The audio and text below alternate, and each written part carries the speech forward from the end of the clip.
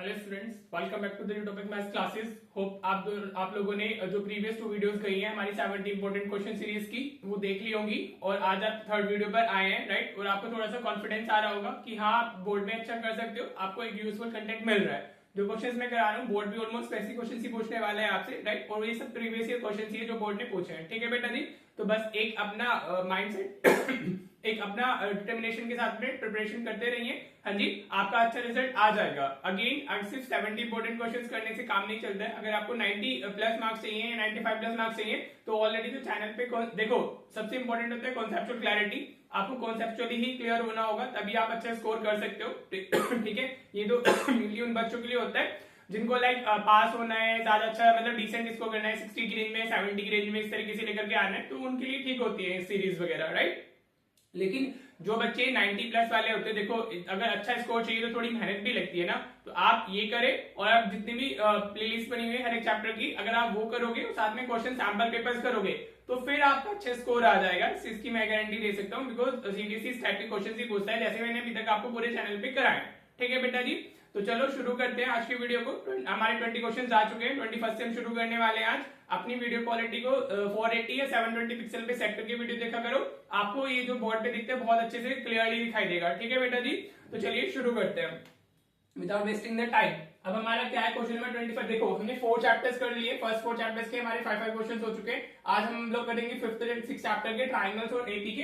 तो एपी में मैंने फर्स्ट क्वेश्चन लिया है, वो क्या कह रहे हैं, which term of this AP will be 130 more than it's 31st term. ठीक है बेटा, देखो एपी के अंदर सिर्फ 2 कॉन्सेप्ट होते हैं, nth टर्म के लिए और उसका सम ऑफ n टर्म्स के लिए। तो ये हमारा क्या पूछ रहे हैं, हमें एपी दी गई है।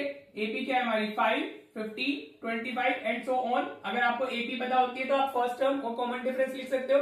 फर्स्ट टर्म जो फर्स्ट वैल्यू होती है वो होती है, तो ए की वैल्यू कितनी आ गई 5, और डी की वैल्यू कितनी आएगी दिस माइनस दिस। हाँ जी, second term minus first term कर देते हैं हम लोग, तो 15 माइनस 5 कितनी आ गई, डी की वैल्यू 10 आ गई। ठीक है बेटा, अगर आपको एपी पता है तो ए और डी तो आप लिख ही ले। ठीक है, आपको क्या कहना है, देखो क्वेश्चन को समझना होता है। Which term of AP will be 130 more than the its 31st term? Term इसको ऐसे लिख सकते हैं, जो हमें an जो बतानी है कि कौन सी टर्म होगी, दैट इज इक्वल टू हमारा A31 प्लस हमारा 130। हाँ जी, वो जो A31 है हमारी, हाँ जी, जो 31st टर्म है उससे 130 ज्यादा है। देयर इज अ टर्म, हाँ जी, जो टर्म्स होती है एपी में उनको हम ए से रिप्रेजेंट करते हैं ना, तो हमें भी नहीं पता है कि वो कौन सी टर्म है, हमें वही बताना है कि वो कौन सी टर्म होगी। ठीक है बेटा जी, वो 31st टर्म से 130 ज्यादा है। इस तरीके से अगर आप एपी के क्वेश्चंस को लिख लेते हो फिर क्वेश्चन में कुछ नहीं रह जाता है। ठीक है, जो nth टर्म ऑफ एपी के लिए फॉर्मूला होता है बेटा, वो क्या होता है हमारा nth टर्म के लिए, वो होता है हमारा an is equal to a plus n minus 1 into D, ये फॉर्मूला होता है, राइट। अब अगर आपको A20 लिखना है अगर, तो A20 n की वैल्यू कितनी आ गई यहाँ पर 20, तो यहाँ n माइनस 1 होता है, तो you can right it a plus 19d। हाँ जी, अगर मुझे A30 लिखना है या A32 लिखना है तो मैं इसको कैसे लिखूंगा, a प्लस यहाँ से कोई कम हो जाता है तो 31d आ जाएगा। राइट, ये मैं कॉन्सेप्ट समझा रहा हूँ, समझ आया। तो हमें एक टर्म बतानी है जो 31st टर्म से 130 ज्यादा है, राइट। तो बस आपने ये लिख लिया है। अब A31 को हम क्या लिख सकते हैं, A31 can be written as a plus 30d, एक कम हो जाता है ना यहाँ से, प्लस 130। ठीक है बेटा जी, समझ आ रहा है। अब a का फॉर्मूला क्या होता है, it's a plus n minus 1 into D. हमें तो n बताना है कौन सी टर्म होगी ना, तो a प्लस 30 इंटू डी की वैल्यू कितनी है हमारी, d इज 10 प्लस 130। ठीक है बेटा जी, क्लियर हो रहा है। तो ये a से तो a कैंसिल हो गया, अगर कोई नंबर सेम साइन के साथ में इक्वल के दोनों तरफ होता है तो कैंसिल हो जाता है। तो अभी n माइनस 1 और d की वैल्यू कितनी है 10, और ये कितना आएगा 13 टू 10 विल बी 300 प्लस 130।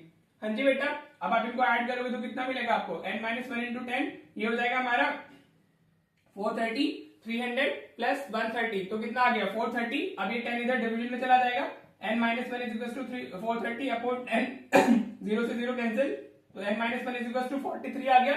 अब ये तो कैलकुलेशन है, अब जिसको आती है तो बड़ी, जिसको नहीं आती है तो वो देख ले। एंड इसको इधर शिफ्ट किया, 43 प्लस 1 44 हो जाएगा, राइट। तो आपका आंसर फाइनल कैसे लिखोगे, तो 44th टर्म विल बी, इस तरीके से फाइनल आंसर लिखा करो तो वो ज्यादा इफेक्टिव होता है। आपको लगता है कि अच्छा हाँ, अच्छा थोड़ा सीरियस है, वो अच्छा पढ़ने वाला है। 44 term will be 130 more than, will be 130 more than 31st term. इस तरीके से आप अपना आंसर देके आओगे तो you will get the full marks. और ये 2 मार्क के लिए या 3 मार्क 2 मार्क के लिए भी पूछा जा सकता है और 3 मार्क के लिए भी। बेसिक के पेपर में 3 मार्क और वैसे हमारा स्टैंडर्ड में 2 मार्क में, और हाँ इसको एज ए एमसीक्यू भी पूछा जा सकता है। ठीक है बेटा जी, तो होप आपका क्वेश्चन क्लियर हो गया होगा। चलिए नेक्स्ट क्वेश्चन देखते हैं। ऑलराइट बेटा, देखो क्वेश्चन नंबर 22 क्या कह रहा है हमारा। क्वेश्चन नंबर 20 कह रहा है find A B and C if it is given that a, 7, b, 23, c are in AP. AP में मतलब है अगर वो एपी में है तो हाँ जी बेटा वो एपी की टर्म्स हो गई। अगर आप ए लिखो तो ये क्या हो गई, एपी की टर्म्स हो गई। सो this is what, first term, second term, third term, fourth term, fifth term. हाँ जी बेटा यही तो हुआ ना, एपी का मतलब ये first term, second term, third term, fourth term and fifth term. तो यू कैन सी हमें ए सेकंड टर्म की वैल्यू पता है और हमें ए फोर्थ टर्म की वैल्यू पता है। ठीक है बेटा जी, वो दोनों नॉन है ना। अगर आपको दो टर्म्स पता होती है तो आप उससे ए और डी फाइंड कर लेते हो और फिर आप जो पूछा जाए वो फाइंड कर सकते हो, राइट। तो अभी मैं अगर a2 लिखता हूं तो a2 मेरा कितना 7 है। a2 इज 7, a2 की वैल्यू 7 ना।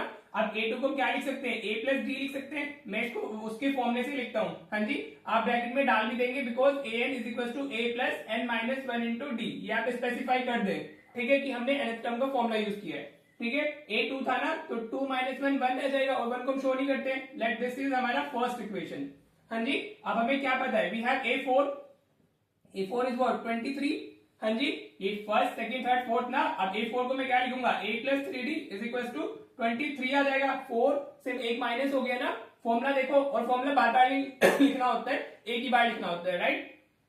ये इक्वेशन सेकंड आ गई हमारी। हाँ जी, अब हमारे पास में दो इक्वेशन है। अभी जब हम कर रहे थे इंपॉर्टेंट क्वेश्चंस भी तो उसमें हमने पेयर ऑफ लीनियर इक्वेशन देखा था इन टू वेरिएबल्स, राइट। तो बस सॉल्व कर लीजिए, एलिमिनेशन में मेथड लगा लेते हैं। Equation second minus equation first कर देते हैं हम लोग। तो ये a plus 3d is equal to 23 हमारी इक्वेशन सेकंड है और ये a प्लस d हमारी क्या है, दिस इज 7। हाँ जी, अब आप माइनस कर लो, माइनस करेंगे तो ये क्या हो जाएगा, a माइनस a कैंसिल हो गया। हाँ जी, 3d माइनस d तो this will be 2d is equal to 23 minus 7, ये कितना आ जाएगा 16 आ जाएगा। हाँ जी, तो d की वैल्यू कितनी आ गई, d की वैल्यू 8 आ गई, राइट बेटा जी। हाँ जी, ये इधर डिवीजन में जाएगा ना तो 16 डिवाइडेड बाय 2 8 हो जाएगा। अब आप d की वैल्यू किसी पे भी पुट कर दो, putting value of d in equation first we get. देखो ये प्रेजेंटेशन भी मैटर करती है हमारी। हाँ जी, कि प्रेजेंटेशन हम कैसे दे रहे हैं दैट इज ऑल्सो इम्पोर्टेंट। अब हमारा क्या है, ये a plus d is what 8 is equal to 7। तो a की वैल्यू कितनी आ गई, 7 माइनस 8 आ गई। तो a की वैल्यू कितनी आई, -1 आ गई। हाँ जी, तो फर्स्ट टर्म हमारी कितनी है, -1, राइट। तो a इज ऑल्सो हमारा दिस, जो क्वेश्चन में a गिवन है वो भी फर्स्ट टर्म ही है। तो a की वैल्यू कितनी आ गई हमारी, -1 आ गई। तो एक आंसर तो ये हो गया। हाँ जी, अब जो b है हमारी, b इज द a3। हाँ जी, जो b है दैट इज व्हाट हमारा इधर कहाँ लिखे, इधर लिख लेते हैं। जो हमारा देखो b इज व्हाट a3 ना, तो हम b को क्या लिख सकते हैं, a3 लिख सकते हैं। तो b का मतलब क्या है हमारा, a प्लस 2d हो गया। हाँ जी बेटा, क्लियर। तो b की वैल्यू कितनी आ गई, value of a is what -1 plus 2 into d is what 88। हाँ जी, d की वैल्यू 8 आई थी ना, तो ये कितना आ जाएगा b हमारा -1 प्लस 16। तो b की वैल्यू विल बी 15। ठीक है बेटा जी, क्लियर, समझ में आ रहा है। अब जो c है हमारी वो क्या है हमारी, a 5 के इक्वल है, राइट। तो c की वैल्यू कितनी हो जाएगी, इट्स a प्लस 4d। कुछ नहीं करने से वैल्यूज डाल देनी है। ये -1 प्लस 4 इंटू 8 हो गया, राइट। तो c is equal to -1 plus 32। तो c की वैल्यू आ गई 31। ठीक है बेटा जी, ये हो गए आपके तीनों आंसर जो आपसे पूछे गए थे। होप आपको ये क्लियर हो गया होगा। हमने सिर्फ nth टर्म ऑफ एपी का फॉर्मूला इसमें मेनली यूज किया है, राइट। चलिए अब नेक्स्ट क्वेश्चन देखते हैं। देखो बेटा, क्वेश्चन नंबर 23 क्या कह रहा है, हमें सम ऑफ फर्स्ट n टर्म्स दिया हुआ है इन टर्म्स ऑफ n। Sn की वैल्यू में कितनी दी हुई है, 6n माइनस n स्क्वायर, वो इन टर्म्स ऑफ n दी हुई है। ठीक है बेटा जी, find the common difference and the nth term of this AP, right. nth term पूछ रहा है, कॉमन डिफरेंस, तो nth टर्म भी n में ही आने वाली है। काफी इंपॉर्टेंट क्वेश्चन है, आ जाता है। ठीक है, देखिए चलो अब देखते हैं इसको करते कैसे है, राइट।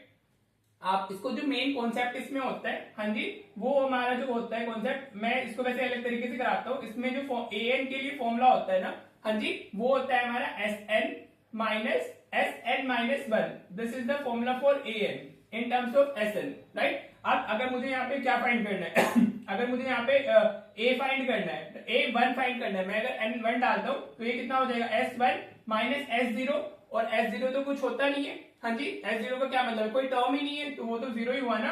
तो व्हाट इज दिस, a1 किसके इक्वल आ गया, S1 के इक्वल आ गया। ठीक है बेटा जी, अब अगर मैं a2 की बात करता हूँ तो a2 के लिए मैं n को 2 डालना है, तो ये S2 हो जाएगा माइनस S2 माइनस 1 S1 हो जाएगा वो। 2 माइनस 1 इज 1 ना, तो a2 की वैल्यू इस तरीके से आती है s2 माइनस s1, हम ये यूज करने वाले हैं। a3 की वैल्यू क्या आती है हमारी, a3 की वैल्यू आएगी हमारी S3 हो जाएगा ये, और S3 माइनस 1 S2 आ जाएगा। ठीक है बेटा जी, तो इस क्वेश्चन में हम लोग A1 A2 A3 फाइंड करेंगे, जिससे हमें AP मिल जाएगी। और अगर आपके पास में AP होती है तो फिर आपसे कुछ भी पूछा जाए आप फाइंड कर सकते हो। ठीक है बेटा जी, तो चलिए करते हैं हम लोग। अभी Sn क्या है हमारा, that is 6n minus n square. हमें S1 S2 S3 चाहिए होंगे, तो हम सबसे पहले क्या कर रहे हैं, we are putting n equals to 1। हाँ जी, अगर आप n 1 डालते हो तो S1 हमारा कितना होगा, this will B 6 into 1 minus 1 का स्क्वायर, तो 6 into 1 is 6 माइनस 1 का स्क्वायर इज 1, तो S1 की वैल्यू कितनी आ गई हमारी, 5 आ गई। ठीक है बेटा, अब हम क्या करेंगे, will be putting n is equals to 2, तो ये S2 हो जाएगा हमारा, this is what 6 into 2 right, minus ये 2 का स्क्वायर होगा, तो दिस इज 12 माइनस 4, तो इसकी वैल्यू कितनी आ गई हमारी, 8 आ गई S2 की वैल्यू राइट। अब हम क्या sorry we are putting now 3, n equals to हमने क्या डाला, 3 डाला, तो हमें कितना मिलेगा, S3 मिलेगा, which is what 6 into 3 minus 3 का स्क्वायर हो गया राइट, तो what it will be 18 minus 9, तो ये कितना आ जाएगा, 7 आ जाएगा। हाँ जी, क्या हो जाएगा, 7 आ जाएगा राइट, क्लियर। अब हमारे पास में S1 S2 S3 मिल गए, हमसे कॉमन डिफरेंस पूछ रहा है nth टर्म, और दोनों के लिए हमें मतलब कॉमन डिफरेंस तो चाहिए, और nth टर्म के लिए भी हमें फर्स्ट टर्म और कॉमन डिफरेंस चाहिए होगा राइट। तो देखते हैं, अभी हम मैंने क्या बताया था, कॉन्सेप्ट इधर लिख के दिखा दिया आपको, तो आप सीधे लिख सकते हो, वी नो दैट एक लाइन में लिखिएगा, a1 is equal to S1, तो a1 की वैल्यू कितनी हो गई हमारी, 5 हो गई, और a1 और a सेम ही चीज होती है राइट, तो a2 कितना होगा हमारा, that is S2 minus S1 right, तो ये कितना आ जाएगा, S2 इज 8 S1 इज 5, तो a2 हमारा कितना आ गया, 8 माइनस 5 3 मिल गया हमें क्या मिल गया, 3 मिल गया राइट। अब a3 क्या होगा, that will B S3 minus S2 right बेटा जी। अब S3 की वैल्यू कितनी है हमारी 7, और S2 की वैल्यू 8 है, तो ये कितना आ गया, माइनस 1 आ गया, तो हमारी ये डिक्रीजिंग एपी है, जिसमें मतलब कॉमन डिफरेंस नेगेटिव होता है, तो हमारी एपी क्या आ गई 5, 3, माइनस 1, इस तरीके से हमारी एपी आ गई राइट बेटा जी। तो फर्स्ट टर्म हमारी कितनी है इसमें, ए की वैल्यू तो 5 हो गई, और डी कितना होगा हमारा common difference, that will B 3 minus 5, तो 3 माइनस 5 ये कितना आ गया, -2, तो ये हमारा डी की वैल्यू कितनी आ गई, -2 तो एक आंसर तो हमारा ये हो गया, बिकॉज कॉमन डिफरेंस पूछा था ना क्वेश्चन के अंदर। हाँ जी, तो एक आंसर आप ये होगा, जो पूछा जाता है उसको एज आंसर बॉक्स में आपको डालना चाहिए। ठीक है बेटा जी, होप यहाँ तक क्लियर हो रहा होगा।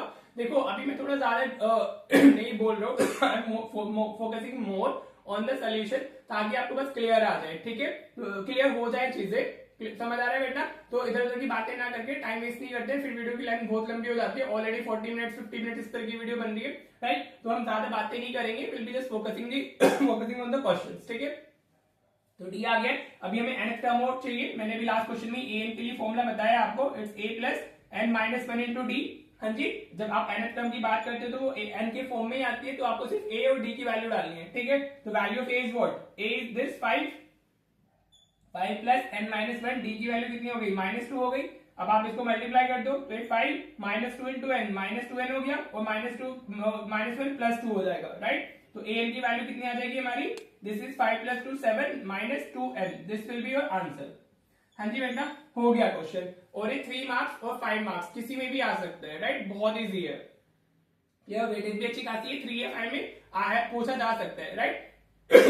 एक चीज का ध्यान रखना बेटा, कभी कभी बच्चे कंफ्यूज हो जाते हैं, ये मैंने Sn के लिए बताया, अगर Sn in forms of n given है तब हम इस तरीके से जाते हैं। अगर कभी उसने an ही दिया हो, ठीक है, उसने an दिया हो इन टर्म्स ऑफ n, इस तरीके का एक्सप्रेशन दिया होगा, तो आप जब आप 1 2 3 पुट करोगे तो आपको a1 a2 a3 ही मिलेंगे, so that will be your AP। हाँ जी, उसमें कुछ माइनस वगैरह नहीं करना है, माइनस अगर तुम तब करते हो जब हमें Sn पता हो। ठीक है, इस चीज का कंफ्यूजन बच्चे को हो जाता है राइट। अगर an दिया है और आप 1 2 3 डाल रहे हो n की जगह पर, तो a1 a2 a3 आपको AP ही मिल जाएगी राइट। तो जो भी पूछा जाए फाइंड कर लीजिएगा राइट बेटा। होप आपको क्लियर हो गया होगा। चलिए नेक्स्ट क्वेश्चन देखते हैं। देखो बेटा, ये तो बहुत ही इंपॉर्टेंट क्वेश्चन है राइट, इससे 23 में भी आया है ऐसा क्वेश्चन, 24 में भी आया, हो सकता है इस बार भी आ जाए, किसी सेट में तो आ ही सकता है राइट। तो आपका पता नहीं ना कभी हम अपने लक को ट्रस्ट कर नहीं सकते कि हमें कौन सा सेट मिलेगा और कौन सा उसमें पेपर मतलब कौन से क्वेश्चन मिलने वाले हैं। ठीक है बेटा, तो चलो देखो क्या दिया हुआ है, if the sum of first 6 terms of an AP is 36 and that of first 16 terms is 256। तो क्वेश्चन को पढ़ के ही समझ में आ जाता है कि आंसर क्या आने वाला है। फर्स्ट 6 टर्म्स का सम कितना है 36 और 16 का कितना है 256, तो 6 का स्क्वायर 36 होता है और 16 का स्क्वायर 256 होता है। Are you getting that?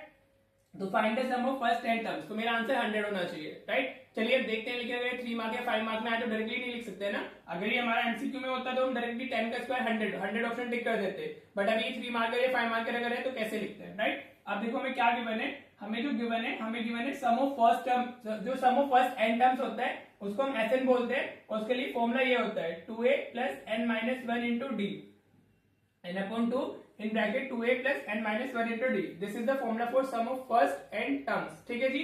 तो हमें S6 गिवन है, S6 की वैल्यू 36 और हमें S16 गिवन है विच इज 256, ठीक है। और हमसे S10 पूछ रहा है, राइट बेटा जी, क्लियर। अब देखो करेंगे कैसे। अब S6 को अगर मैं फॉर्मूले के अकॉर्डिंग लिखना चाहूं तो S6 का मतलब क्या है, मेरी n की वैल्यू 6 है ना, हाँ जी। तो दिस इज व्हाट 36, हाँ जी। अब अगर मैं इसको फॉर्मूले में डाल दूं तो ये मेरा होगा 6/2 in bracket 2a plus 5d हो जाएगा इज इक्वल टू 36। कहां से आया ये, n/2, n की वैल्यू 6 थी तो 6/2 हो गया। 2a फॉर्मूले में होता है प्लस n माइनस 1, जो n होता है -1 d के साथ में जाता है, तो n की वैल्यू 6 है तो यहाँ 5d हो गया, राइट। ये इसे 3 टाइम्स चला गया हमारा, और हम 3 को इधर शिफ्ट कर लेंगे तो ये 2a प्लस, देखो 3 बाहर ब्रैकेट की बाहर लिखा हुआ है तो प्रोडक्ट में, तो वो इधर शिफ्ट हो सकता है, तो 36/3, तो 2a प्लस 5d की वैल्यू हमारी कितनी आ गई, इट्स 12। ये हो गई हमारी इक्वेशन 1। दो वेरिएबल्स है तो दो इक्वेशन तो बनेगी ऑफ कोर्स, तभी सॉल्व हो पाएगा, वरना तो सॉल्व भी नहीं होगा ना। Now same with the S16 as well, तो S16 की वैल्यू हमारी कितनी हो गई, 256 हो गई, हाँ जी बेटा। आप फॉर्मूला डालेंगे तो ये 16/2 होगा, फॉर्मूला उधर देखिए n/2 2a plus n minus 1 into D, तो ये 2a आ जाएगा प्लस n माइनस 1 होता है, तो n की वैल्यू 16 है तो यहाँ 15 आ जाएगा, 15d 256, ठीक है बेटा जी। अब 2 से 8 टाइम्स चला गया हमारा, तो 2a प्लस 15d कितना जाएगा, अब 8 ये ब्रैकेट के बाहर प्रोडक्ट में तो इधर डिवीजन में जाएगा, तो 256 डिवाइडेड बाय 8 हो गया, हाँ जी बेटा। क्लियर हो रहा है, यहाँ तक क्लियर हो रहा होगा। तो अब ये 2a प्लस 15d हमारा कितना हो गया, 8 2 24, 8 2 16, 32 मिल गया। ये इक्वेशन सेकंड हो गई, क्या हो गई ये equation, this is equation second, ये फर्स्ट सेकंड। अब 2 इक्वेशंस मिल चुकी हैं, हाँ जी। तो एलिमिनेशन लगाई, तो pair of linear equations into variable, हाँ जी। हम क्या करेंगे, इक्वेशन सेकंड माइनस इक्वेशन 1 कर देते हैं, ठीक है। आप इसको अगर वर्ड्स में लिखोगे subtracting equation first from equation second, तो और ज्यादा एप्ट होता है, ठीक है बेटा जी। बाकी अगर ऐसे लिखोगे तो मार्क्स तो डिडक्ट नहीं होंगे, लेकिन उसको लिखोगे तो और ज्यादा इफेक्टिव है। तो अभी हम 2a प्लस 15d हमारा कितना है, दैट इज 32, और साथ में इधर फर्स्ट क्या है 2a plus 5d, 2a plus 5d is equal to हमारा कितना है, इट्स 12, हाँ जी बेटा। समझ में आ रहा है, अभी साइन चेंज हो गए, माइनस माइनस माइनस, तो ये दोनों कैंसिल हो गए, 15d माइनस 5d, ये 10d हो गया, और इधर कितना मिलेगा, इट विल बी 20, हाँ जी बेटा। समझ में आ रहा है, तो अभी इधर डिवीजन में जाएगा तो d की वैल्यू कितनी आ गई, 2 आ गई, ठीक है। अभी हमें सम ऑफ फर्स्ट 10 टर्म्स बताना है ना, तो उसके लिए हमें a भी चाहिए होगा, राइट। तो आप इसको किसी में भी पुट कर दो, putting value of d in equation 1, putting value of d in equation 1, हाँ जी, पुट कर देते हैं इक्वेशन 1 के अंदर, राइट। तो ये कितना हो जाएगा हमारा 2a प्लस 5 इंटू 2 10 हो जाएगा इज इक्वल टू 12, हाँ जी। d मैंने इधर डाला ना, तो d की वैल्यू 2 आई है, तो 2 इंटू 5 10 मैंने डायरेक्ट लिख दिया है। अब हम उसको इधर शिफ्ट कर लेंगे, तो 2a की वैल्यू 12 माइनस 10, इसकी वैल्यू कितनी आ गई, 2 आ गई, तो a की वैल्यू कितनी आ गई, a इज 1, हाँ जी बेटा। a कितना आया 1, और d कितना आया हमारा 2 आया, ठीक है। अब हमसे पूछा क्या था, S10 पूछा था, तो अगर मुझे S10 लिखना है तो S10 मेरा कितना जाएगा, 10/2 इन ब्रैकेट 2 a फॉर्मूला इधर से आप अगर फॉर्मूला एक क्वेश्चन में 2-3 जगह यूज हो रहा है तो एक ही जगह लिखते हैं, राइट। उधर से देख लीजिए, 10/2 a की वैल्यू हमारी कितनी है, ये 1 प्लस ये 9 इंटू 2 हो जाएगा, कितना हो जाएगा 9 इंटू 2, 9 क्यों हुआ है 10 है ना, तो n minus 1, 10 minus 1 is 9 into 2, d की वैल्यू 2 आई है हमारी। तो ये 5 टाइम्स चला गया हमारा, तो 5 2 into 1 is 2 plus 19 into 2 is 18, तो कितना आ गया 5 इंटू 18 इंटू प्लस 2 इज 20, तो यू कैन सी S10 की वैल्यू कितनी आ गई 100 आ गई, 20 इंटू 5 इज 100 ना, तो S10 कितना आ गया हमारा 100। मैंने पहले आंसर बता दिया था, क्योंकि 6 का स्क्वायर 36 है और 16 का स्क्वायर 256 है, तो सम ऑफ फर्स्ट 10 टर्म्स पूछा था, answer should be 100, right. Hope आपको ये चीजें क्लियर हो गया होगा। पहले आप ऐसे लिखोगे फिर ऐसे लिखोगे and you will get the full marks, ठीक है बेटा जी। चलिए अब नेक्स्ट क्वेश्चन देखते हैं, राइट।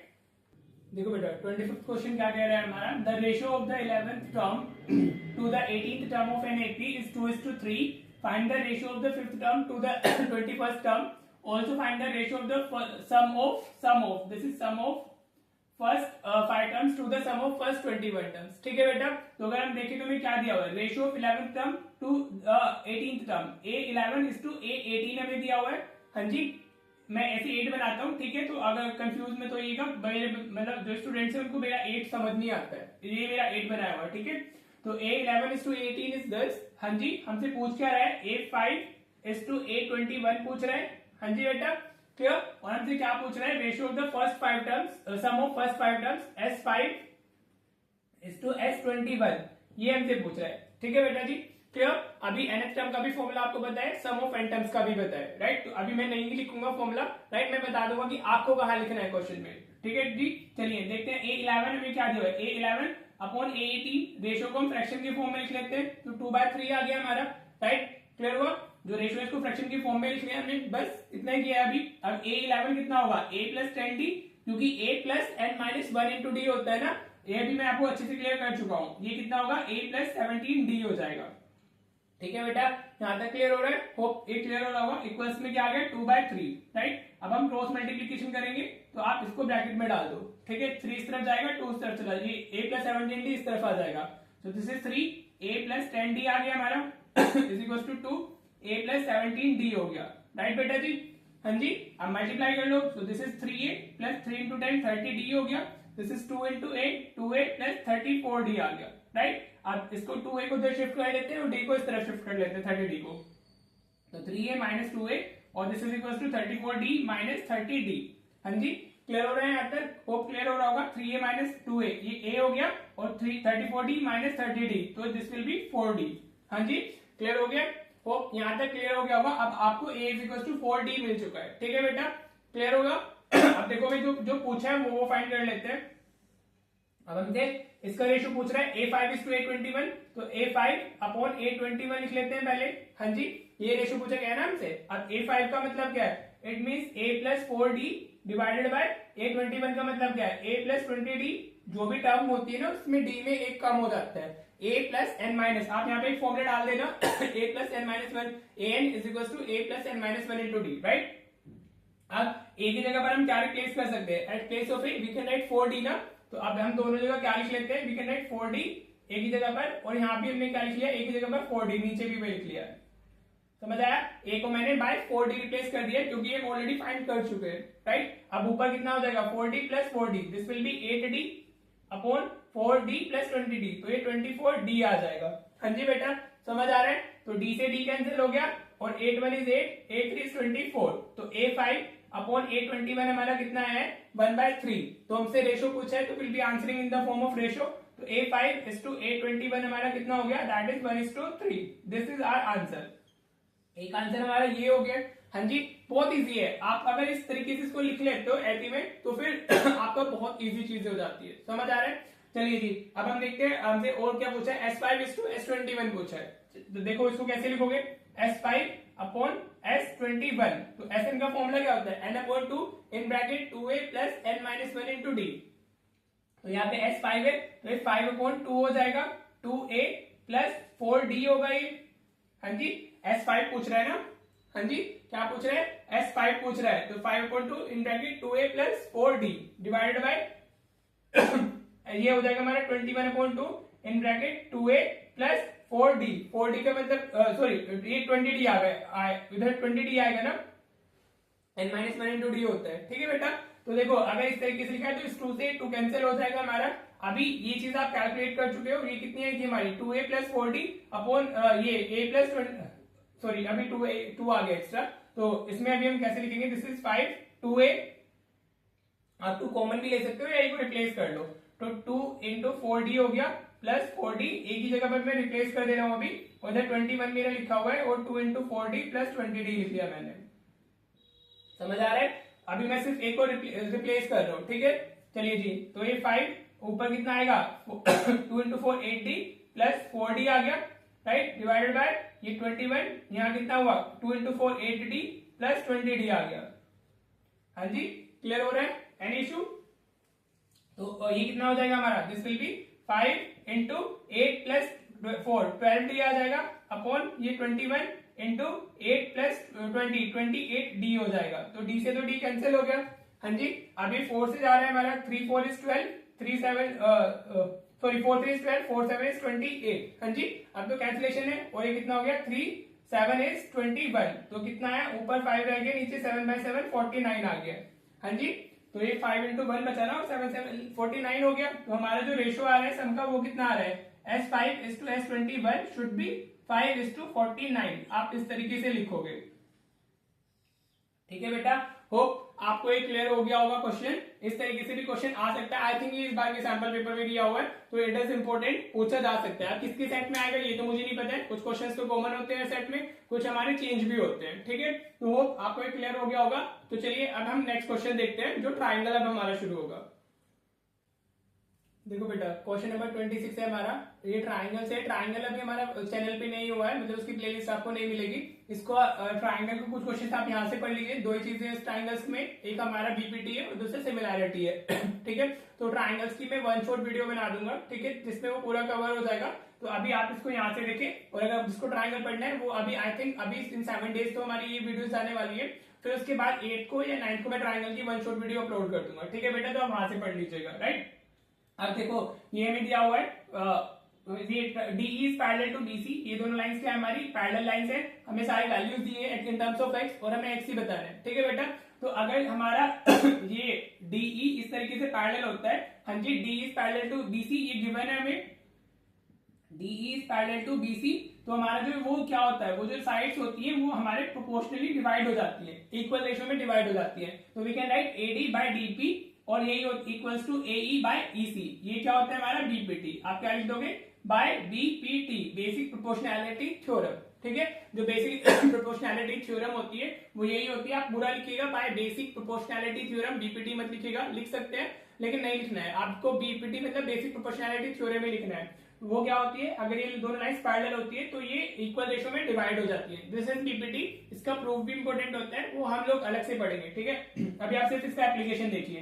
तो अब आपको सारी वैल्यूज पता है, तो AD कितना है हमारा x, DB कितना है x-2। ये 2 मार्क के लिए इंपॉर्टेंट है, 2 मार्क में आ सकता है या फिर इस पे MCQ भी आ जाता है। ठीक है बेटा, सब प्रीवियस ईयर क्वेश्चन से जितने भी मैंने इसमें डाले हुए हैं। AE हमारा x+2 और EE हमारा x-1। मैंने सारी वैल्यूज डाल दी है। हाँ जी बेटा, क्लियर। अब आपको क्या करना है, शिफ्ट कर लीजिए। ये क्या होगा, x-1 हो जाएगा। हाँ जी, और ये हमारा होगा x+2 और साथ में आ जाएगा हमारा x-2 आ जाएगा। हाँ जी बेटा, क्लियर हो रहा है। तो अगर आप इसको मल्टीप्लाई करोगे तो आपको कितना मिलेगा, x into x² हो गया, ये x-1 माइनस x हो गया, इज इक्वल्स टू, अब ये क्या है, x+2 x-2, तो x² माइनस 2 का स्क्वायर हो जाएगा यूजिंग द आइडेंटिटी। हाँ जी, तो x² माइनस x इक्वल्स में क्या है, x² माइनस 4। हाँ जी, यू कैन सी x² से x² कैंसिल हो गया, सेम साइन के साथ में इक्वालिटी में, तो माइनस x इक्वल्स टू कितना आ गया, -4। तो x की वैल्यू कितनी आ गई, 4 आ गई। ठीक है, देखो एक चीज दिमाग में रखना कि सिर्फ अभी तो इस क्वेश्चन में वैल्यू ऑफ x ही पूछी गई है, तो x की वैल्यू हम फाइंड कर देंगे। लेकिन कभी कभी हो सकता है वो पूछ लेता find the value of AB।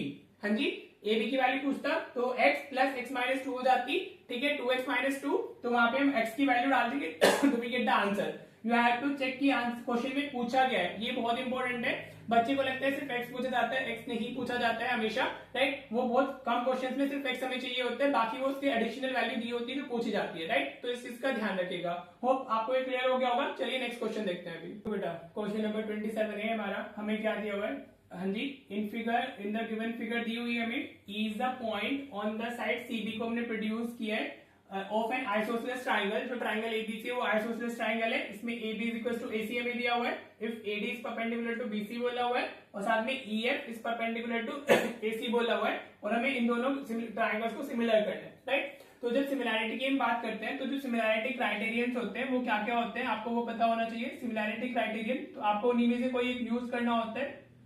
हाँ जी, तो एक होता है हमारा AA which is very important, सबसे ज्यादा यही यूज होता है। फिर AB होता है, मतलब तीनों एंगल से, अगर देखो डबल से हो गया तो ट्रिपल की जरूरत ही नहीं होती है। राइट, हम उसी को यूज कर लेते हैं। फिर SSS होता है हमारा। हाँ जी, SSS का मतलब क्या होता है कि तीनों साइड्स प्रोपोर्शन में होंगी, मतलब उनका जो रेशियो है दैट शुड बी सेम, इसमें इस प्रोपोर्शन में होता है। और फिर हमारा होता है एक SAS होता है। ठीक है जी, साइड इंक्लूडेड एंगल साइड, मतलब जो दो साइड प्रोपोर्शनल है और उनका इंक्लूडेड एंगल है इक्वल, तो वो हमारे ट्राइंगल सिमिलर होते हैं। ठीक है बेटा जी, तो अभी हम देखते हैं जो हमारा गिवन क्वेश्चन है इसमें हमें क्या क्या गिवन है। हमें ए बी देखो गिवन टू प्रूव, हाँ जी वो सब लिखना होता है आपको। ठीक है, कोई कंस्ट्रक्शन कर रहे हो तो वो भी करना होता है। चलो करके दिखा देता हूँ। गिवन क्या है हमें, गिवन है हमें A B is equal to A C, right. साथ में हमें क्या गिवन है, A D is perpendicular to B C और साथ also E F is perpendicular to A C, ये हमें गिवन है। हाँ जी, टू प्रूव हमें क्या करना है, टू प्रूव हमें करना है this triangle A B D. इसके भी मार्क्स होते हैं, मार्क्स डायरेक्ट हो जाते हैं, एक बार मेरे स्टूडेंट के हो गए थे तो इसलिए बता रहा हूँ। हाँ जी, और साथ में अब हम प्रूफ की बात करते हैं। तो प्रूफ हम कैसे लिखने वाले हैं, अभी देखो अभी हमें क्या गिवन है, A B is equal to A C. जो गिवन होता है वो एक बार यूज कर लेना चाहिए आपको, उससे जो हमें इंफॉर्मेशन मिल रही है वो हम यूज कर लेते हैं। तो A B is equal to A C, देखो ये वाली साइड इसके इक्वल है। हाँ जी, तो इनके अपोजिट एंगल्स भी इक्वल होंगे। हाँ जी, angle opposite to equal sides are equal ना। ट्राइंगल एबीसी की अगर हम बात करें, ए बी ए सी के इक्वल है, तो can be write angle A B C is equal to angle A C B. ठीक है, by angle opposite to equal sides are equal, angle opposite to equal sides, angle opposite to equal sides. जो अगर sides equal होती है तो उनके opposite angles भी equal होते हैं, राइट। अगर हम देखें तो जो हमें जो ट्राइंगल चाहिए अब हम उनको प्रूव कर सकते हैं। अब आप देखो in triangle A B D and इस तरीके से लिखते हैं ट्राइंगल ई सी एफ। जो दोनों ट्राइंगल्स प्रूव करने हैं हमने वो ले लिए। हाँ जी बेटा, क्लियर। अब देखो साइड से रिलेटेड तो हमें कुछ इन्फॉर्मेशन ज्यादा पता नहीं है, तो हम एंगल्स में कोशिश करते हैं कि हमारे एंगल्स इक्वल है या नहीं है। ए में देखते हैं अगर हो पाए तो। अब देखो ए बी डी के अंदर जो एंगल ए डी बी है वो 90 डिग्री है, तो can be write angle A D B, A D B ये वाला हो गया ना, इज इक्वल टू हमारा ए डी बी, तो ई एफ सी हो जाएगा। ई एफ सी लिख लेते हैं, वो भी 90 डिग्री है। E F C each 90 degree, क्या हो गया, each 90 degree. A B A D B और ई एफ सी दोनों 90 डिग्री है ना, तो दोनों इक्वल हो गए। अब साथ में हम क्या लिख सकते हैं, we can write angle this A B D, angle A B D is equal to angle A B D is equal to angle E C F, E C F. ठीक है, ये हम ऊपर प्रूव कर चुके हैं। यहाँ पर जो ये दोनों एंगल्स है, ये E C F is this angle और A B D is this angle, तो ये दोनों एंगल्स ए वाले आ रहे हैं जो कि इक्वल है। तो यू कैन से प्रूव्ड अबव, राइट। क्या लिख सकते हो आप, प्रूव्ड अबव।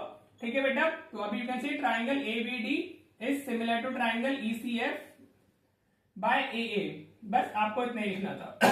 ठीक है बेटा जी, हो गया ना हमारा प्रूफ। देखो कितना इजी है, क्वेश्चन इतना लंबा है, आंसर सिर्फ 4 लाइंस का है, राइट। ये तो वे होता है ना लिखने का, गिवन टू प्रूफ, प्रूफ इस तरीके से लिखना होता है। आपको जो इन्फॉर्मेशन दी जाए उसको आप चेक करें कि वहां से आपको क्या मिल सकता है और फिर उसका यूज करके क्वेश्चन कर ले। ठीक है बेटा, चलिए हम नेक्स्ट क्वेश्चन देखते। देखो बेटा क्वेश्चन नंबर 28 हमारा क्या कह रहा है, हमें ये फिगर दी हुई है, इसमें एंगल ए बी सी, जो ये वाला एंगल ए बी सी है वो ए सी बी के इक्वल दिया हुआ है। ठीक है, ये दोनों एंगल इक्वल हो गए और साथ में बी सी एक रेशियो में गिवन है। हमें प्रूव करना है this triangle is similar to this A B is this, और हमारा डी बी सी उसके सिमिलर है और साथ में A is parallel to D C. तो अगर ये सिमिलर हो जाएंगे वो तो हो ही जाएगा। ठीक है, तो चलिए भाई लिखने का तरीका, गिवन क्या है हमें, एंगल ए बी सी। जो गिवन टू प्रूव होते हैं उनको लिख देना चाहिए। कभी कभी हमें मार्क्स मिल जाते हैं, मतलब होते ही है 0.5 तो कटेगा ही कटेगा अगर नहीं लिखते हो, और अगर लिखा हुआ है तो 2.5 मिल भी जाएगा।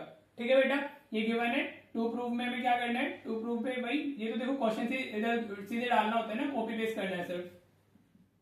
DBC and A is parallel to DC, ये हमने प्रूफ करना है। ठीक है बेटा, ये बेसिकली जो लास्ट क्वेश्चन में किया है उसको थोड़ा सा उल्टा पार्ट है, राइट। अब अगर हम प्रूफ की बात करें, देखो angle opposite to equal sides are equal और हमारा side opposite to equal angles are also equal. समझ आया बेटा, तो हमें क्या दिया हुआ है, angle A B C is equal to angle A C B, ये गिवन है। मैं हमेशा बोलता हूँ जो इन्फॉर्मेशन गिवन हो वहां से आप जो कुछ भी एक्सट्रैक्ट कर सकते हो पहले वो लिख लेना चाहिए, राइट बेटा।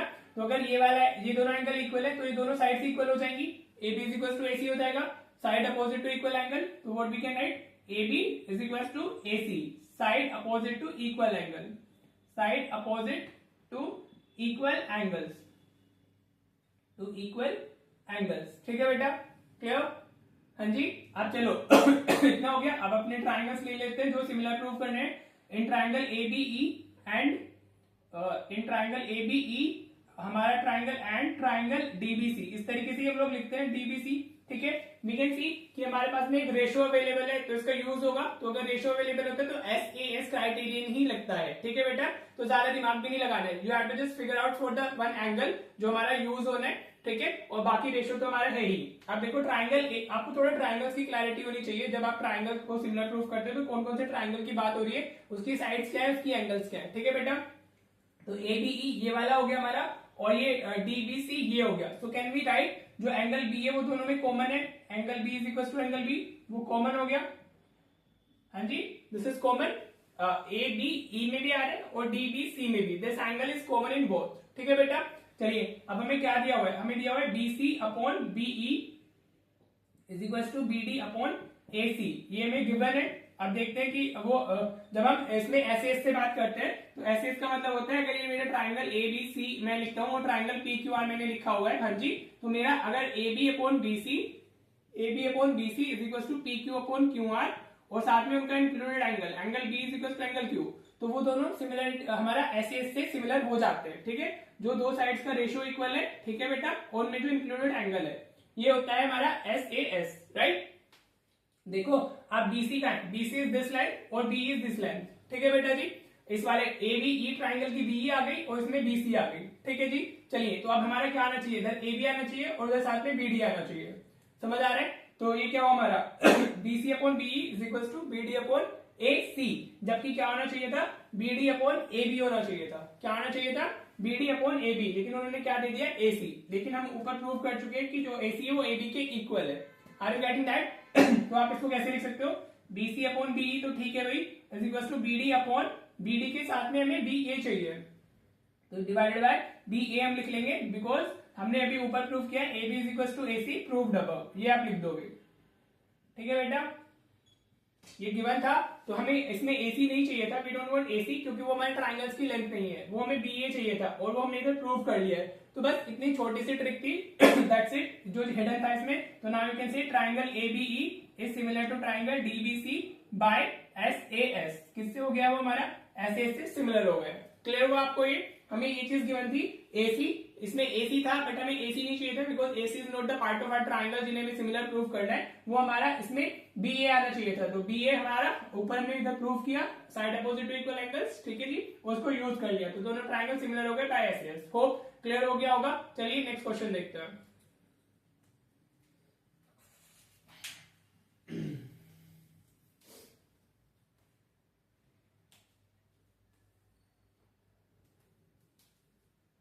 देखो बेटा अभी इसमें ना मतलब सॉरी इसमें हमने AE पैरेलल टू DC नहीं किया है। अब हमें अगर AE पैरेलल टू DC करना है तो कैन वी राइट, अगर हमारा ये हो गया तो this angle BAE is equal to angle BDC होगा, हाँ जी, ये होगा अभी, और साथ में ये वाला angle AEB will be equal to हमारा DCB, ये हमारा DCB के इक्वल होगा, ठीक है। ये क्या होगा हमारे corresponding parts of similar triangle, क्या होगा ये कोरिस्पॉन्डिंग, जैसे CPCT होता है इसमें CPST होता है, corresponding parts of similar triangle, ये आप लिख दोगे, हाँ जी। और अगर देखो ये क्या है, दोनों कोरिस्पॉन्डिंग एंगल्स है हमारे, और अगर कोरिस्पॉन्डिंग एंगल्स इक्वल होते हैं तो लाइंस पैरेलल हो जाती है, ठीक है।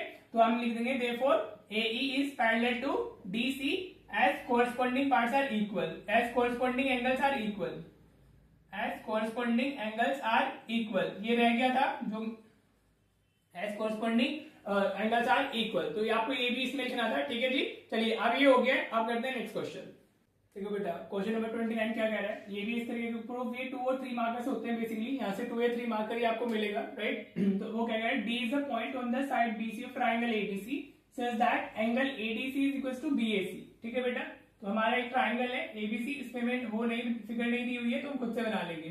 ABC ट्राइंगल हो गया, DBC पे कोई पॉइंट है, हाँ जी, तो बना लेते हैं, वो परपेंडिकुलर या कुछ ऐसे तो बोला नहीं है, हाँ जी, सो नॉर्मल एक पॉइंट दिया हुआ है, such that angle ADC का है हमारा, ADC is this angle, हाँ जी, is equals to BAC, और BAC ये वाला एंगल हो गया, वो इसके इक्वल दिया हुआ है, ठीक है बेटा, क्लियर। और हमें प्रूफ क्या करना है, CA square is equal to CB into CD, ये हमें प्रूफ करना है। देखो कैसे करेंगे, सबसे पहले गिवन, हाँ जी, गिवन क्या है हमें, this angle ADC is equal to angle BAC, ये गिवन है हमें, और टू प्रूव हमें करना है this CA square is equal to C B into C D, ये प्रूव करना है, ठीक है।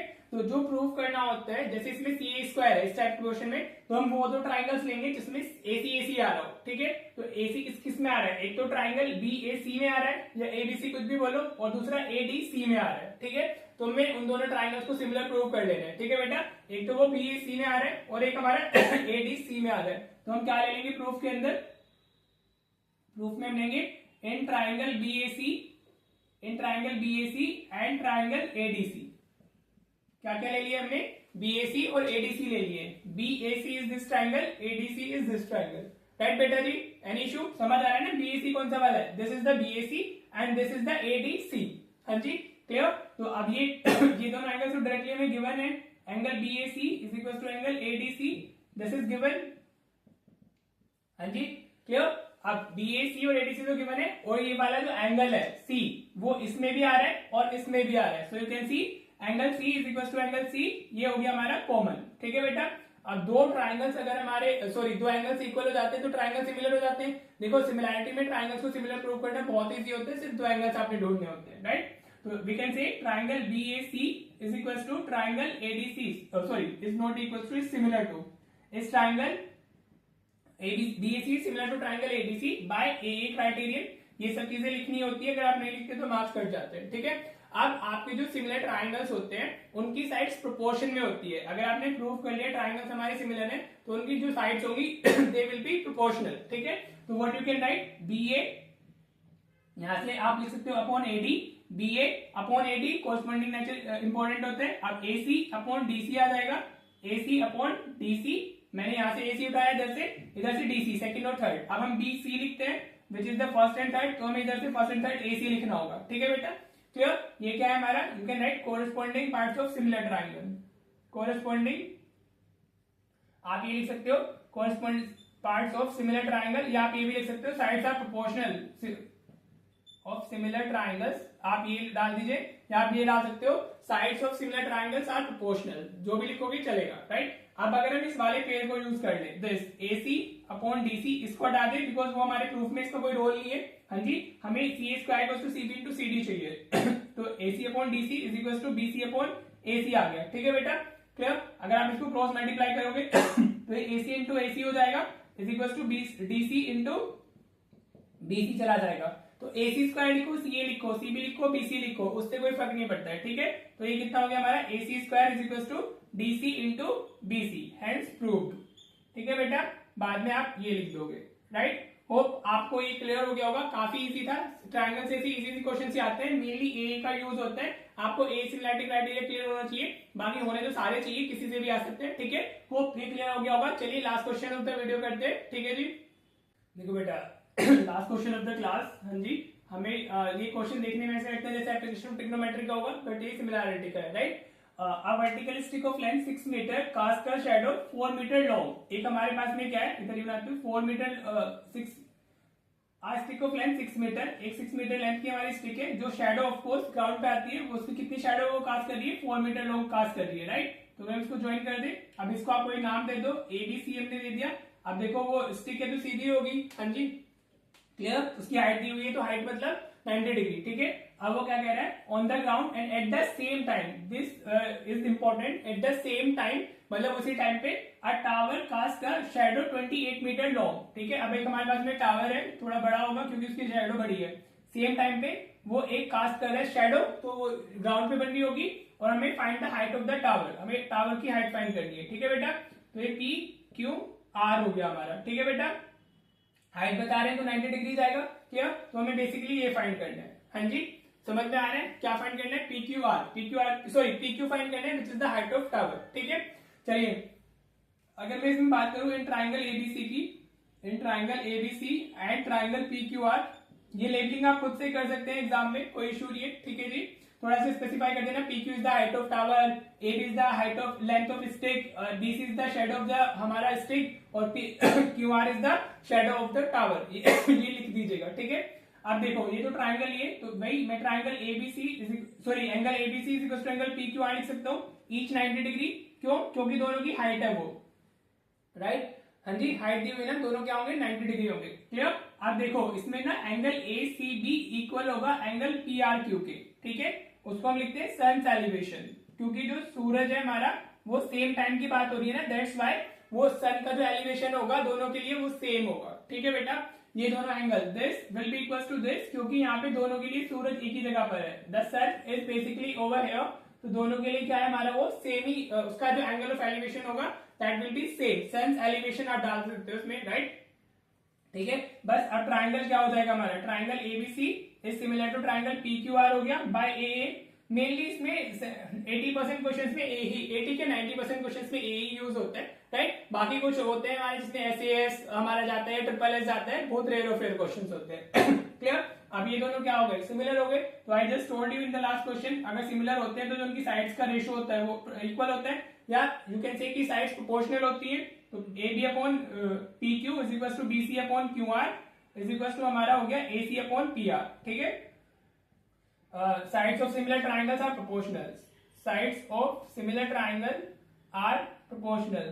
Similar triangles, लास्ट में मैंने लिखा था corresponding parts of similar are proportional. Last में मैंने लिखा था ना corresponding parts of similar triangles, वो भी लिख सकते हो। इधर मैंने sides of similar triangles are proportional लिख दिया, तो ये भी लिख सकते हैं, राइट। अब आपको देखो ए बी पता है, बीसी पता है, तो ए बी और बीसी वाला हम ये वाला वो उठा लेते हैं, ठीक है, जो ये वाला इक्वालिटी ये ले लेते हैं। Value of A B is what 6, value of P Q हमें नहीं पता है, तो वही फाइंड भी करनी है, इज इक्वल टू बीसी की वैल्यू इज 4 और क्यू आर की वैल्यू इज 28।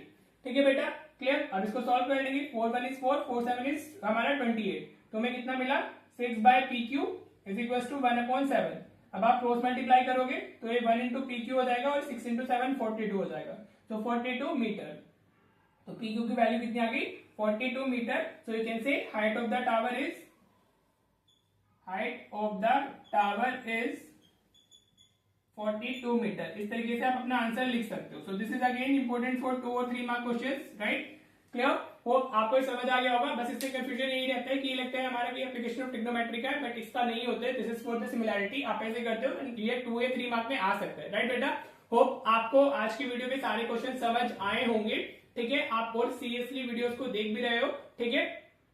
वैसे व्यूज तो इतने जाते नहीं है, तो आई डोंट थिंक कि आप लोग शेयर कर रहे हो या देखते हो ज्यादा, राइट। तो इसको शेयर भी करो ताकि बच्चों को बेनिफिट हो सके और इसको अपने आप कॉन्फिडेंस भी लेकर के आओ अपने अंदर कि आप एग्जाम में अच्छा कर सकते हो, ठीक है बेटा। तो चलो मिलते हैं फिर नेक्स्ट वीडियो में। Thank you so much for watching the video.